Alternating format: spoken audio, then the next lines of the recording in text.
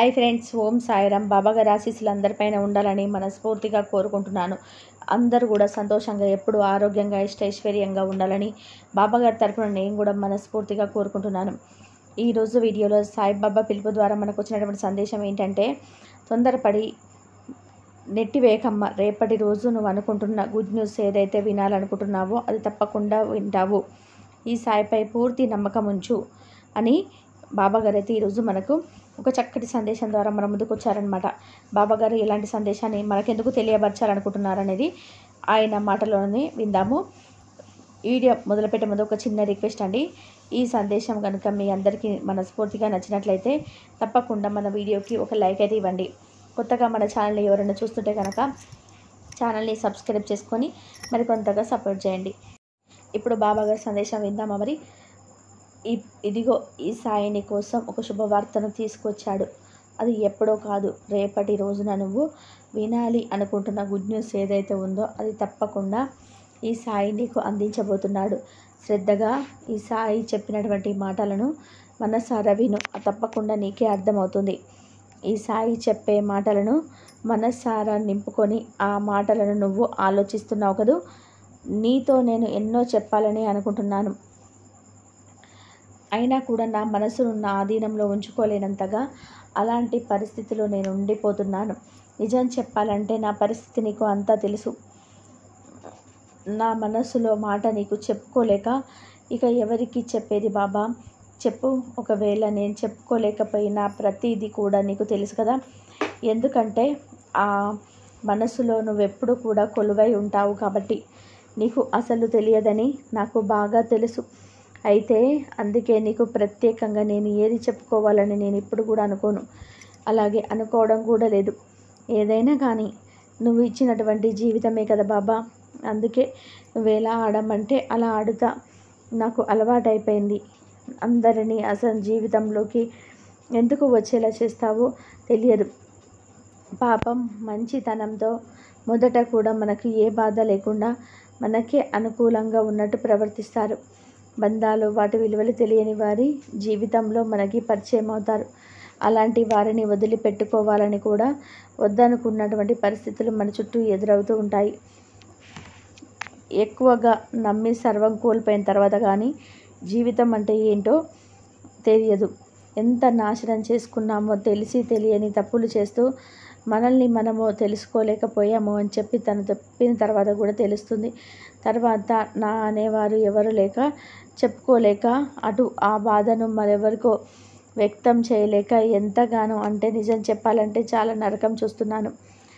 ఆ బాధను ఎవరికో చెప్పాలో ఎవరితో చెప్పకూడదో కూడా నాకు తెలియడం లేదు.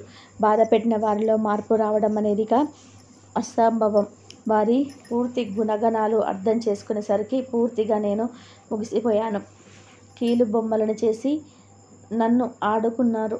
ఇక నేను ఒక కీలు బొమ్మలాగా మారిపోయాను. ఎటూ కదలలేనటువంటి పరిస్థితి నన్ను చుట్టుముట్టుకుంది అనిపిస్తేనే కదా.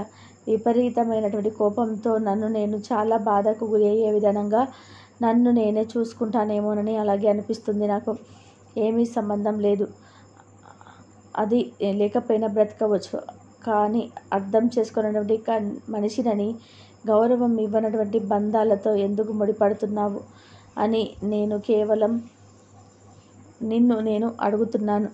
ఇక బ్రతకలేక ఉన్నటువంటి పరిస్థితి అసలు నాది. ఇలాంటి పరిస్థితి నాకు ఎందుకు కల్పించావని అడుగుతున్నాను. నిజం చెప్పాలంటే ఇష్టమే లేనటువంటి జీవితాన్ని, భారమైనటువంటి బ్రతుకును పోరాడుతూ ఉండాల్సిన వస్తుంది. బిడ్డల కోసమైనా ఈ జీవితం కొనసాగించక తప్పటం లేదు. నాకు కావలసింది బంధాలకు విలువనిచ్చి ఒకరి అభిప్రాయాలను ఒకరు గౌరవించమంటూ ఒకరి కష్టంలో ఒకరు తోడుగా పాలుపంచుకుంటూ మనం మనశ్శాంతిని పొందడమే నేను నిన్ను అడుగుతున్నది. కానీ నాకు అది తప్ప అన్నీ ఉన్నాయి. ఏమి సుఖం, ఎన్ని ఉండి ఏం లాభం? మనసుకు అసలు ప్రశాంతత లేనటువంటి జీవితం వ్యర్థం కదా. ఏం లాభం బాబా? మనసుకు అసలు ఎలాంటి సంతోషం లేదు. జీవితమే వ్యర్థమైపోయింది. ఇన్ని జరిగిన తర్వాత కూడా అన్నీ కూడా నీకు నువ్వుగా తెలుసుకొని మరి చేసుకున్న తర్వాత కూడా ఈ భావన నిర్మించడం ఏమైనా సజావుగా ఉందా? నువ్వు కూడా నన్ను అడగవచ్చు బాబా. అందుకే కదా నేను నీకు ఏమీ చెప్పుకోలేకపోతున్నాను. అలాగే ఏదైనా కానీ చెప్పాలన్నా కూడా చాలా బాధగా ఉంటుంది. నీ ఒడిలో కాసేపు ప్రశాంతంగా కన్నీటిని కారుస్తూ ఈ లోకాన్ని మైమర్చిపోవాలనిపిస్తుంది. అసలు ఈ జీవితంలో సంతోషం అనేది వ్యర్థమైనటువంటి జీవితాన్ని ఎందుకు నేను గడుపుతున్నాను? సంతోషం అనేది నా జీవితంలో ఎందుకు లేదు? ఇలాంటి జీవితాన్ని ఎందుకు పరిచయం చేస్తావు తండ్రి? అనుక్షణం కూడా సమస్యతో, ఆ ఆలోచనతో, వారు పెట్టినటువంటి బాధలతోటూ, వారి సూటిపోటి మాటలతోటూ నరకం అనుభవించేటువంటి పరిస్థితి ఎందుకు తీసుకొచ్చావు? నాకు నేనుగా ఎప్పుడు ఆలోచించుకుంటూనే ఉంటాను. అయినప్పటికీ కూడా ఏమీ చేయలేనటువంటి అంధకారంలో మునిగిపోయి ఉన్నాను. ఈ సమాజంలో నన్ను నేను రక్షించుకోవడం అనేది చాలా కష్టం కాబట్టి ఏమీ చేయలేనటువంటి దౌర్భాగ్యపు జీవితాన్ని ఏదో జరిగిపోతుందన్నటువంటి అనుకున్నటువంటి గడుపుతూ ఉన్నాను. బాబా, నీకు కూడా చెప్పాలని ఎన్నో రోజులుగా అనుకుంటున్నాను. కానీ నా మనసులో ఏం జరుగుతుందో, నా మనసు ఎందుకు బాధపడుతుందో తండ్రిగా నీకు పూర్తిగా అర్థమవుతుందని నేను కూడా నీతో ఏం చెప్పుకోలేకపోతున్నాను. కానీ నీ ముందు కూర్చుంటే చాలు, కాసేపైనా సరే మనసు కాస్త తేలిక పడుతుందని అనుకుంటూ ఉంటాను. ఇదిగో నా సమస్యలన్నీ కూడా నీకు ఇలా విన్నవించుకుంటాను అని నువ్వు నన్ను అడిగినటువంటి ప్రశ్నకు ఈ బాబా చెప్పేటువంటి సమాధానం కూడా తప్పకుండా పూర్తిగా వినమ్మా అని ఆలోచించేటువంటి జ్ఞానము, ఆలోచించుకున్నటువంటి శక్తి వస్తుంది. అప్పుడు మీ మనసు కాస్త కుదుట పడుతుంది. కష్టాలు రావడం అనేది అందరికీ సహజమే. కానీ ఆ కష్టాలను ఎలా నిలబడి తట్టుకుంటామనేది కూడా చాలా ముఖ్యం కదా. నిన్ను వెనక్కి లాగేలాగే చేస్తాయి ఆ కష్టాలన్నీ కూడా. ఎప్పుడు కూడా నీ ముందుకు వెళ్ళే విధానంగా అవి నీకు తోడుగా కానీ ఉపయోగకరంగా కానీ ఉండవు. అవి ఏవైనా కానీ ఆర్థిక పరిస్థితులైనా కావచ్చు, లేకపోతే కుటుంబంలోని ఎదురయ్యే పరిస్థితులైనా కావచ్చు, కారణం ఏదైనా కావచ్చు, అవి మాత్రం ఎప్పుడు మనల్ని కింద పడవేయాలని మాత్రమే చూస్తూ ఉంటాయి.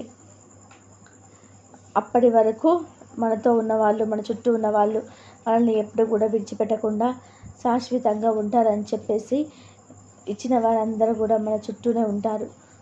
కానీ ఒక్కసారి నీ జీవితంలోకి కష్టాలు కానీ సమస్యలు కానీ ఎదురైనప్పుడు వారందరూ కూడా ఏమీ చేయలేనటువంటి పరిస్థితి ఏర్పడుతుంది. అలాంటి వారు ప్రేక్షక పాత్రను వహించడానికి మాత్రమే ఉంటారు తప్ప నిన్ను ఎప్పుడు కూడా మనసును కుదుటపడే విధానంగా వారి ప్రవర్తన అయితే ఉండదు.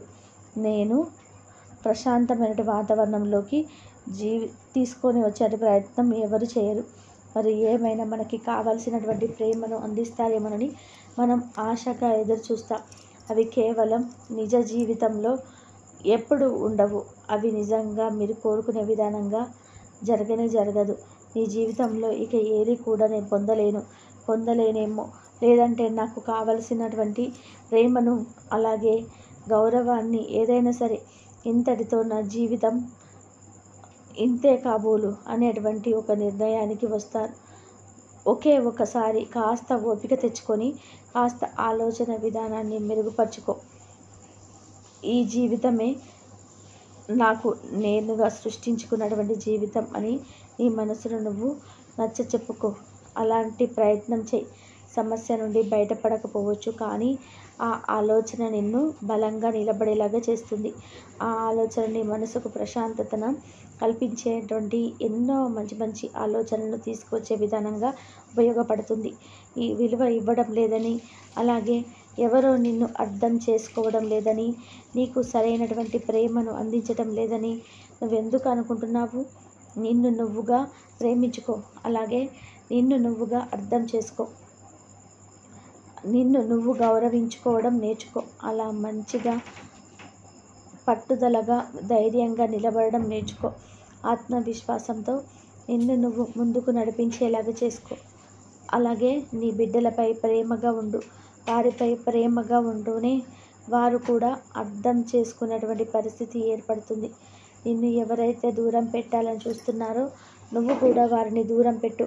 అలాగే వారి ఆలోచనలను వారి దూరం పెట్టేసే. అప్పుడు వారికి నువ్వేంటో పూర్తిగా అర్థమవుతుంది. అలాగే నీ విలువ ఏమిటో కూడా తెలిసి వస్తుంది. నువ్వు ఎంతటి కష్టపడుతున్నావో, వారి కోసం ఎంత ఆలోచిస్తున్నావో అలాగే వారిని గురించి నువ్వు ఎంత బాధపడుతున్నావో నాకు బాగా తెలుసు. అలాంటి నీ మనసుకు ఎంత కష్టం కలిగినప్పుడు నువ్వు మాత్రం ఎందుకు అలాంటి ఆలోచనలతో సతమతమవుతూ ఉండాలి చెప్పు? ఎవరైతే పక్కన పెట్టాలని చూస్తున్నారో నువ్వు కూడా అలాగే వారి గురించి ఆలోచించకుండా ఆ భగవంతుడు నీకు కల్పించినటువంటి ఇవే అని నువ్వుగా ఏర్పరచుకున్నావు మాత్రమే. నీకు నువ్వుగా ఏర్పాటు చేసుకున్నది అని అవుతాయి. అలాగే నీ కర్మ ఫలితంగా అవి అన్నీ కూడా ఏర్పడతాయి. నీ మంచి కోరి చెప్తున్నాను. మనసును ప్రశాంతంగా ఉంచుకునేందుకు ఎన్నో రకాల పనులు ఉన్నాయి కాబట్టి ప్రతినిత్యం కూడా భగవంతుని యొక్క ధ్యానంలో ఉండు. అలాగే నీ మనసును నచ్చేటువంటి భక్తికి గీతాలను ఆలకిస్తూ ఉండు. మంచి మంచి పుస్తకాలను చదువుతూ ఉండు. అలాగే బిడ్డల పట్ల ప్రేమతో ఉండు. మనసును పాడు చేసుకునే విధానంగా ఎక్కువగా ఆలోచనకు గురి కావద్దు. అలాగే నీ కోపాన్ని కూడా అదుపులో ఉంచుకో. ఇంతకన్నా కూడా మీ మనసుకు ప్రశాంతత ఉండే వినటువంటి మాటలను ఈ బాబా ఏం చెప్పలేడు. నిజంగా నీకు శక్తిని, ధైర్యాన్ని, అలాగే నువ్వు ఏదైనా సరే పోరాడగలిగేటువంటి గొప్ప ఉనికిని ఈ బాబా నీకు అనుక్షణం ఇస్తూనే ఉంటాడు. ఎంతటి సమస్య, ఎంతటి కష్టం వచ్చినా సరే, మరి ఎంతటి ఆవేదనను కలిగించిన అన్నిటికీ కూడా నీవే దిక్కని ప్రతిరోజు నువ్వు నన్ను ఎంతో వేడుకుంటూ ఉంటావు కాబట్టి నీ సమస్యలన్నిటికీ పరిష్కారం అనేది ఖచ్చితంగా చర్చించబడుతుంది. ప్రతిరోజు కూడా నాకు వచ్చే సమస్యలన్నీ కూడా నీ వద్ద విన్నపించుకుంటున్నాను కదా బాబా. ప్రేమకు నువ్వు దాసుడం అనుకున్నాను. నా మదిలో ప్రేమ స్వరూపుడిగా మిగిలిపోయావనుకున్నాను. ఆర్తితో అర్థిస్తూ ఉన్నటువంటి నీ భక్తుని ఇప్పటికీ కూడా నువ్వు కరుణించలేకపోతే ఇక నాకు ఎవరు సాయి అని నువ్వు నన్ను అడిగినటువంటి ఈ ప్రశ్నకు ఈ సాయి చెప్పేటువంటి మాట తప్పకుండా ఆలోచించమ్మా. ఆలకించు. నేను ఎందుకిలా ఆలోచిస్తున్నావు? ఎందుకిలా వ్యర్థమైనటువంటి ఆలోచనతో నీ మనసులో లేనిపోయినటువంటి అపనమ్మకాన్ని చోటు చేసుకున్నావు? నాపై నీకు అంత అపనమ్మకం ఉన్నప్పుడు మరి ఎందుకు ఇలా నన్ను ప్రశ్నిస్తున్నావు? నేను ఎప్పుడైనా సరే నీవు ఏదైనా ఒక పనిని ఎంచుకున్నా, లేదంటే నీకు అది తప్పకుండా కావాలని నువ్వు మరీ అడిగినట్టు నీ కోరికను నేను ఎప్పుడు కూడా నిరాశపరచలేదు కదా.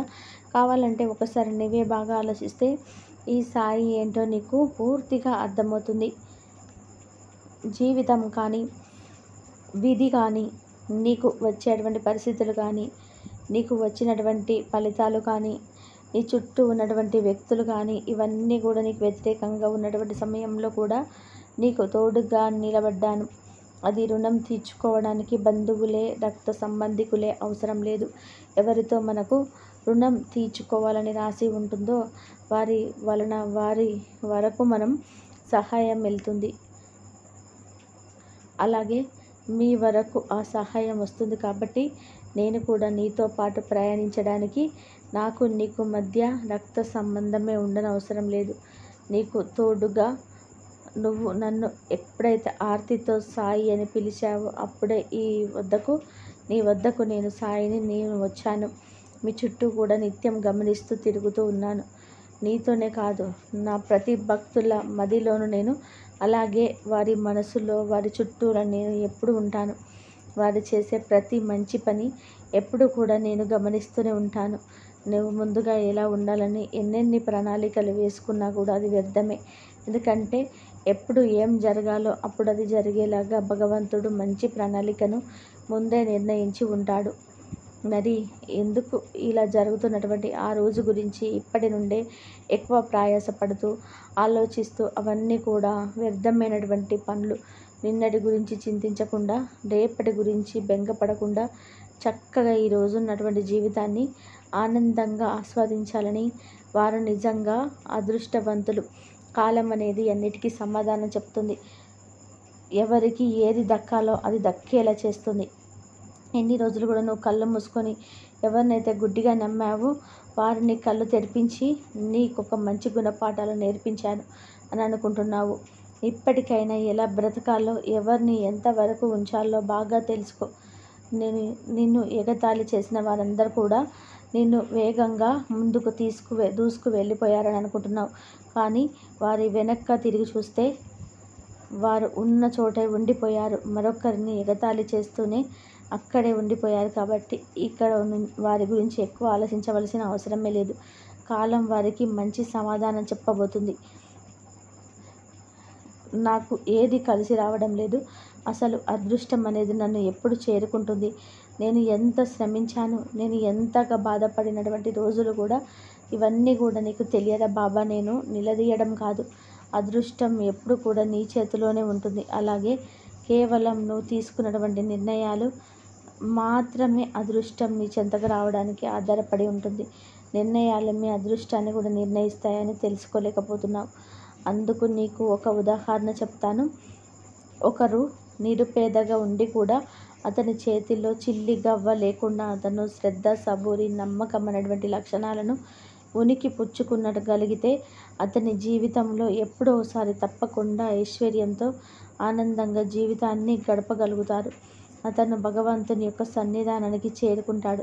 ధనవంతుడై ఉండి కూడా దేనికి అతనికి ఎటువంటి లోటు లేకుండా వాడై జీవితాన్ని హాయిగా గడుపుతున్నటువంటి శ్రద్ధ, సబూరిని, నమ్మకం అనేటువంటి లక్షణాలు లేకుంటే భగవంతుడి యొక్క అనుగ్రహాన్ని అసలు ఎప్పటికీ పొందలేడు. ఏంటి బాబా ఇలా చేశావని అడుగుతున్నావు అంతే తప్ప ఈ సమస్య నా చెంతకు ఎందుకు వచ్చింది? ఇది నన్నేం చేయగలదు? దానికి అడ్డుగా నా సాయి 2 చేతులను వేసి ఉన్నాడు. ఆ సమస్య కానీ లేదా ఏదైనా ఒక ప్రమాణం అయితే ముందు సాయిని తట్టుకొని నా చెంతకు రావాలని మాత్రం ఈ నమ్మకాన్ని అయితే నాకు కల్పించలేకపోతున్నావు కదూ. అన్నిటికీ బాగా అవసరం ఉంటుంది. కానీ నీకు ఏదైనా ఒక చిన్న బాధ కలిగినప్పుడు మాత్రం ఈ సాయిని వెంటనే దూషించడం ప్రారంభిస్తావు. ఎన్నోసార్లు నిన్ను ఎలా కాపాడాలి ఒక్కసారి గుర్తు చేసుకో. ఎలా కాపాడానో? మనిషికి ముఖ్యంగా ఉండవలసింది నమ్మకం, సహనమే. కాబట్టి ఇదంతా కూడా నీకు చెప్పాల్సి వచ్చింది. అడిగినది నీకు నాపై కోపంగా వచ్చిన దేని గురించో తెలుసా?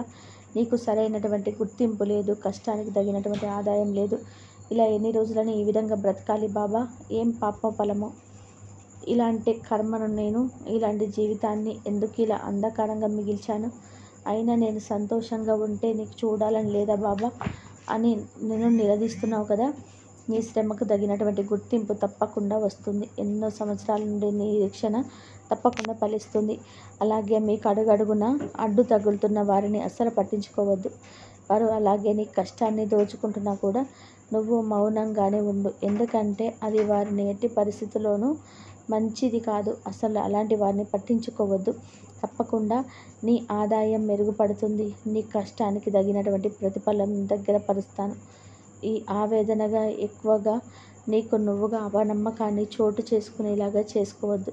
నాపై నిండు నమ్మకాన్ని ఏర్పరచుకో. నాపైనే కాదు, నీకు ఇష్టమైనటువంటి ఏ దైవం పైనైనా సరే అపనమ్మకాన్ని ఎప్పుడు కూడా చేసుకోవద్దు.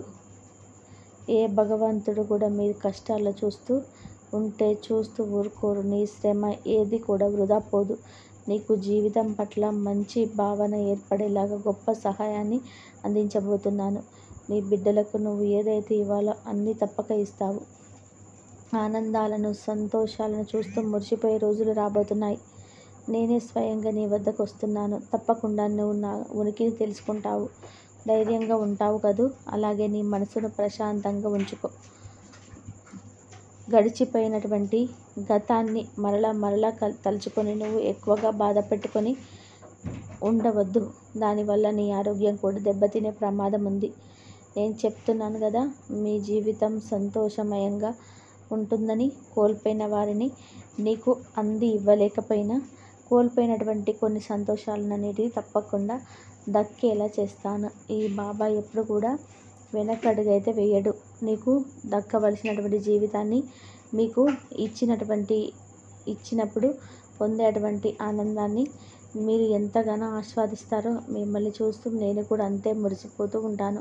మీ జీవితాన్ని ఆనందమయం చేసుకుంటూ సంతోషంగా ఉంటారని ఈ సాయి మీ నుండి కోరుకుంటూ సెలవు తీసుకుంటున్నారు. కాబట్టి విన్నారు కదా ఫ్రెండ్స్, బాబాగారు చెప్పినటువంటి సందేశం మీ అందరికీ కూడా మనస్ఫూర్తిగా నచ్చినట్లయితే తప్పకుండా మన వీడియోకి ఒక చిన్న లైక్ ఇవ్వడం ఫ్రెండ్స్. కొత్తగా మన ఛానల్ని ఎవరైనా చూస్తుంటే కనుక సబ్స్క్రైబ్ చేసుకొని మరికొంతగా ఆదరిస్తారని ఆశిస్తున్నాను. మరొక మంచి సందేశంతో ప్రతి ఒక్కరం కలుసుకుందాం. అంతవరకు సెలవు. సర్వేజన సుఖినో భవంతు. ఓం సాయిరాం. శ్రద్ధ సబూరి. అందరూ బాగుండాలి, అందరిలో మనం ఉండాలి. ఓం సాయిరాం. శ్రద్ధ సబూరి.